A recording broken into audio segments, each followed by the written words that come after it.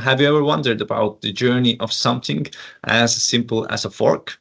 Behind all our everyday objects, actually, there lies an incredible story of different minerals and resources that are maybe drawn together all around the world, and actually that power our modern lives as well. And in the following workshop, we will uncover the hidden connections between raw materials and a lot of different things that we use on a daily basis. We have 10 different objects coming forward. And actually, we can explore together how minerals are sourced, what are their properties, and how do they transform from a rock or a mineral to a final product. And actually, this is your chance to dive hands on into the fascinating world of geology and sustainability and discover how all these things are connected.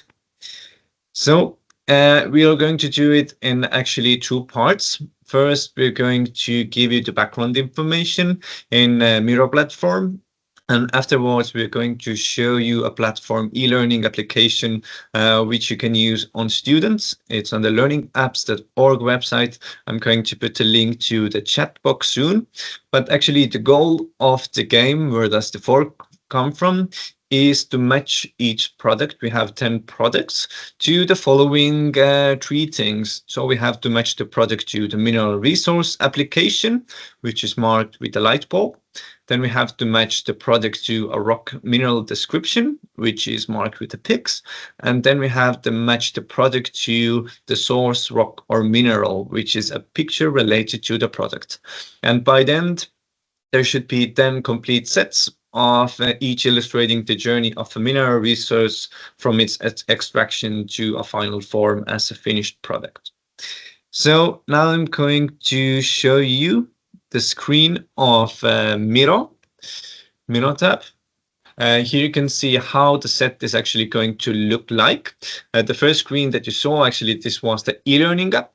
But we will start from the Miro to get to know the products that are in this game. So to start with, you have the copper wire, we have hair dye, we have nuclear power plant, bread, highway, fork, aluminium can, synthetic clothing, glass, and matches.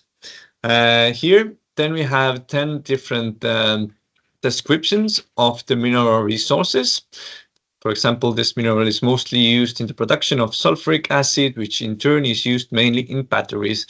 Apart from sulfuric acid, the mineral is also used as a raw material for mineral fertilizers, and the mineral is also used in the production of explosives, matches, paint, and other chemicals. Then in the third, I'm not going to move it around yet, in the third row, we have the rock mineral and description. For example, we can take this one, a red-brown sedimentary rock. It is made of very brittle material and consists of grains cemented with iron hydroxide. And then in the end, we have rocks and minerals that we have to connect to the products. We have crude oil, chalcopyrite, oil shell, limestone, magnetite, graptolite, argillite or black shell, phosphorite, sand, sulfur, and bauxite. So a couple of those are Estonian-based mineral resources that we have. For example, the oil shale, the graptolite, argillite, and phosphorite. But you can always adapt this game to your own local resources as well. But now our task is to connect all these products to rocks and minerals and to their descriptions and the applications. Now, to start with, down here I have a table for it before we move on to the e-learning app. And let's take the product, which is a copper wire. I will move it to the product tab. We're going to do the same later on altogether. And then we will have to find an application for the copper. These are the blue sticky notes. They're not in the correct order, so we will have to read a little bit. Which one might it be? It was related to copper. So we can a little bit move on, see if we see that yes, this sticky note seems to be related to copper. You can read them afterwards yourself as well to get more in depth. So let's put it into here, into the second column about the resource application. So next we will have to find the rock, mineral, and description, or before we can find the rock and mineral. So if you take a look at the rocks and minerals, Tony, which one do you think, which of these rocks or minerals is used for copper wires? Oh, you didn't tell me you were going to do that. Yeah. I do know this one. Yeah. It's chalcopyrite. Yes. is the main source for copper. Yeah, that's correct. Phew. Chalcopyrite is a copper mineral. And now the last thing that we have to find is the mineral description or rock description, which are in this presentation the yellow sticky notes. A mineral aggregate with a yellow metallic cluster on the surface, or which can be zinc crystals, density, heavy mineral. And the second one is a yellow mineral with resinous luster, but it has a distinct smell. But to make it easier for you right now, I'm going to tell you that the first one is the correct one, that we have to connect to the product. So now this is the first example of the game. We have the product, that was the copper wire. Then we found that it's made out of chalcopyrite. We read the descriptions, which is a yellow mineral. And then we connected it to the applications, which we can see it was related to copper is a metal with a red-orange gloss. So used in different fields as well. So now we can move on to the real game, which you can actually use with your students as well. The game platform looks like this. It's quite similar to the one that we just used. I'm going to share you the link so you can open it up by yourselves as well. And then I think we can take one volunteer who is willing to open their microphone and trying to do it together with us. And we're going to give you assistance as well. Now I sent it to the chat box. You can open it by yourselves as well. You can read all the descriptions. And here, actually, when you open it up, it shows the task, which is to match each product to the same things that we did. Here they have the descriptions, but in the second column we have the application, third column is the description, and in the fourth column we have the rock and mineral. And by the end we have 10 complete sets. Okay, and I've already completed the first row that we did together in Miro. And here in the right-hand corner we also have a check button, so you can always check meanwhile playing the game if you are doing right or wrong.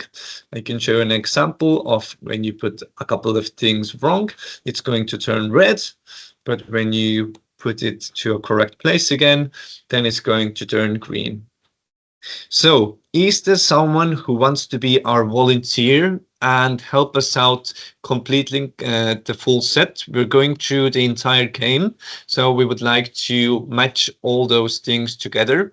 Afterwards, we're going to send you a sheet of the answers as well, all the correct answers, and we will also upload them to the AGEMERA website, as we will send you our slides as well, so you can have the background information as well. But now, is there someone participating who would like to be the volunteer and open up their microphone?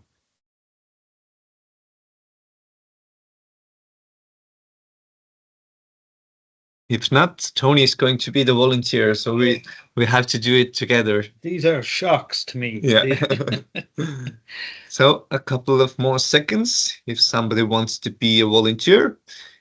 If not, we will start with it together. Okay, we will show you a couple of more rows, how the game goes. And then maybe if you feel confident enough, you can always join us and maybe type the answers to the meeting chat or just open your microphone as well. But the next one on the list is hair dye. Mm-hmm. And I think it's easiest to try to find source, rock or mineral for it.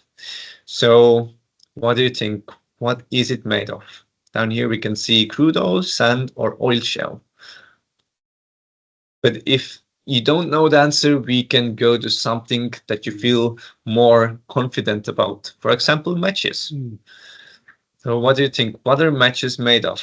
We have limestone here, we have phosphorite, magnetite, sulfur, and cryptolite argillite. Oh, sulfur it has to be. Sulfur, yes. Let's put it into the right box, and then we can check our answer. Yes. Yeah, it was correct. So we can try to match other products and minerals as well. So we have crude oil here. What do you think? What is crude oil used in? Yeah. Hair dye. No. Hair dyes? Nope. No. I know this one because synthetic clothing is made from the basis of it is crude oil. Yes, I will take the crude oil over there. If it's correct, yes, we can check it out. Of course, some parts of crude oil can also be used in asphalt, but in this game, asphalt is related to another mineral and it's related to the materials, not rocky material, more in that sense. Okay, let's see. Yeah, we can take limestone as next. Yeah, limestone would be. Maybe it's related to the thing that I was just speaking about. Yes, it would be used for construction, highways. Yeah. Highways and constructions, yeah, that one is correct. So what are we going to take up for next? Let's take the Estonian phosphorite. So yeah, I think this is a brilliant one because I know which one it is, but you would never associate it. And I think it's a great one to get your mind thinking in a much wider direction. But phosphorite or red. Yes, this is what I also told you in my presentation, that phosphorite is actually a nutrition and it is used as a fertilizers to grow our crops. So this is why phosphorite is related. So next thing we have sand over here. What do you think? Where is sand used? We also can use sand in highways and constructions, but in this game we have another object related to sand. Exactly, and it's something that we never think of either. Again, it's for glass. Yeah, that's true. We have glass production. If we're going to click on the picture is going to open up. But yes, the glass in mobile phones is also used for sand and, for example, glass making. So what we're going to take up next, cryptolite argillite. This is an Estonian rock or mineral. We can say that actually contains uranium, molybdenum, vanadium. So a lot of different minerals or elements, we can say. But in this sense, we need to think in the way of uranium. So where do we need uranium? It's a radioactive. Yeah, not in hair dye, that's for sure. No, definitely nuclear power. Yes, nuclear power. Let's put it over here. Let's check the result. Yeah, that is correct. Now we have 3 more left. Let's take the oil shale we have down here. Yeah, and where do we use the oil shale for? Aluminum cans, forks, or hair dyes? Again, this is a real stretch, but it is hair dye. Yeah. So hair dyes, we're going to see through the application that we're going to find later on that is actually related to a lot of different cosmetical products. So 2 more to go, and then we can move on to the applications and descriptions. Okay, the bauxite. Yeah. What do you know about the bauxite? What mineral is it? Yeah, bauxite is the main where aluminium comes from. Yeah. It's an aluminium mineral. It's actually human-made, but we can say that humans can extract the aluminium from the bauxite. Yeah, and as we can see, where does the fork come from? Oh, well, it has to be by process of elimination. Yeah, magnetite. We only have magnetite left over here. So yeah, this was correct. But now we will have to use and also match the applications and the rock descriptions. So a mineral with a gray black metallic luster, density of it is 5.1 grams per cubic centimeter. That makes it rather heavy. hardness is on Mohs scale 5.5 to 6, and the mineral also has a magnetic characteristics that can be tested on a compass. Magnetic suggests magnetite. Yeah, as the name says, magnetite, it is related to it. So we can always check. Yeah, we had it correct. So the next one, the rock is used as a raw material in fossil fuels and in the chemical industry. Heating the material produces gases and oils that can be used in different fuels, fuel, electricity, chemical. In Estonia, most of the material is used to produce electricity. It's your oil shale. Yes, this is Estonian oil shale that is used in the hair dye. We can check. If you feel uncertain, you can always click the button.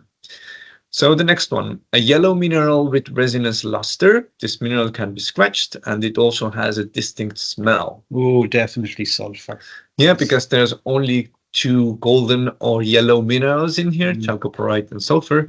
It has to be sulfur, and if you have seen sulfur in your own life, you know that it has a distinct smell.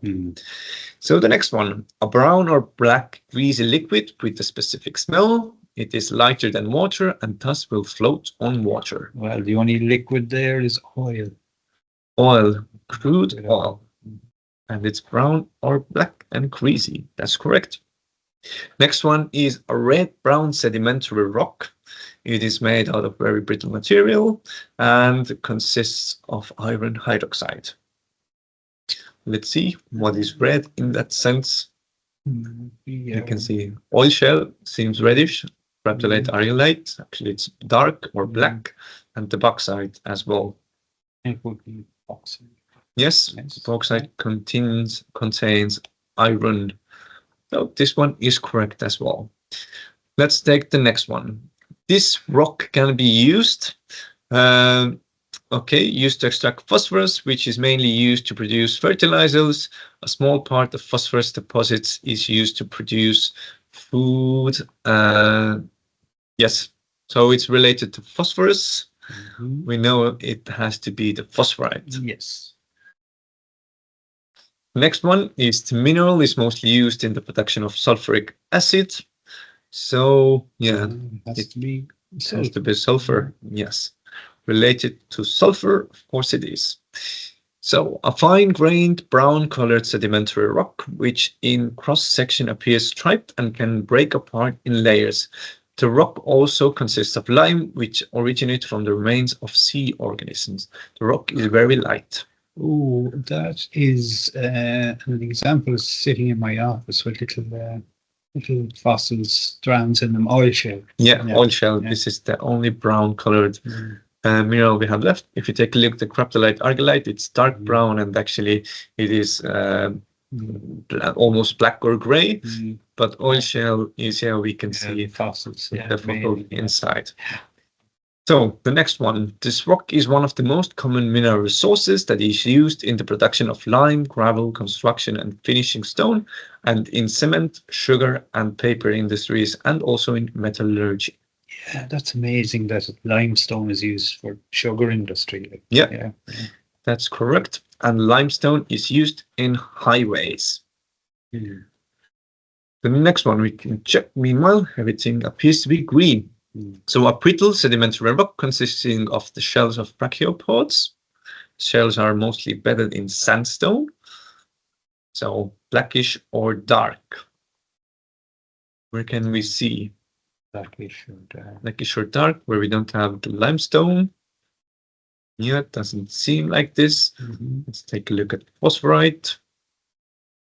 Yeah, do they seem like shells? Shells, yes. So, the remnants of sea creatures. Yeah. Let's try it over there. We can see. Yeah, it was correct. So aluminium. Aluminium is the world's most used non-iron metal. Where did we have aluminium? It was over here, and it comes from bauxite. For our American friends, aluminum. Aluminum, yes. So the next one, because of its high iron content, this mineral has been used for a long time as iron deposit. So iron is the world's most important construction material, and this element has a large field of applications, starting from sewing needles, nails, axes, and finishing with railway systems, airplane motherboards, and floating fortresses. They are just some of the examples of iron applications. So what do we think? What contains iron? Nuclear power, glass, fork, or synthetic clothing? Fork. Yes. And as we said, a fork can be made out of iron. That's why it's magnetic as well. It comes from magnetite, as the name says. But forks can be of different materials, aluminium forks. And then when you have a magnet at home, it doesn't stick to your forks. Yes. So this rock consists of technologically very important metals, such as vanadium, molybdenum, and uranium. I think uranium is the key word over here. Yeah. Yep. And we have to associate it with Our power plant. Yes, the nuclear power plant. Radioactivity. That's correct. Next one, a sediment consisting of fine crystals of white, of which the color can vary from beige to white. Sediment. We still have the highway, which comes from limestone. So sand or craterite, argillite. But it's just fine crystals. Is it either limestone or sand? Sand. Yeah, we can put it here. Check it afterwards. The next one, a mostly white, yellowish, or gray rock. The rock reacts with hydrochloric acid because it consists calcium. This rock typically has a high density and thus quite heavy. It can also contain different fossilized sea organisms. Yeah, that's your limestone. Yeah, that's correct. Maybe you can also see some fossils over here as well. I will take it here. So we only have one of the mineral descriptions left: dark black or gray brown, fine gray, sedimentary rock, appears striped in cross section and can break into slabs. The rock is relatively light. So this has to be craterite argillite. And now we have two left. One needs to be related to glass, and the second one needs to be related to synthetic clothing. So let's start with the first one. This sediment is an important construction material that is used to produce different concretes and silicate products, but also as bulk and aggregate in road construction, also in cement, ceramics, and glass industries. Is there sand? Yeah. Okay, before we put it in, the last one, everything else seems to be correct. So the last one is this deposit is mainly used as a raw material for fuel and the chemical industry. This liquid has various applications in the chemical industry, such as plastic products, wall paint, cosmetics, toiletries, electrical wires, medicine, lubricants, taste and smell products, etc. So crude oil also has a lot of different appliances. Let's see. Yes, great, you matched all the elements. So this is sort of the main point of the game. Now we have a set of 10 different rocks and minerals that turn into, from the description of the rock and mineral to the application, and one of the examples of the applications to real products of everyday lives. We will be sharing you the answer sheet that you can use. Now you also have the link to the game itself. You can always share it to your students, and if possible you can also create your own game, which is quite similar. You can use the same objects, and if you have any local resources you can always substitute them to your local conditions as well.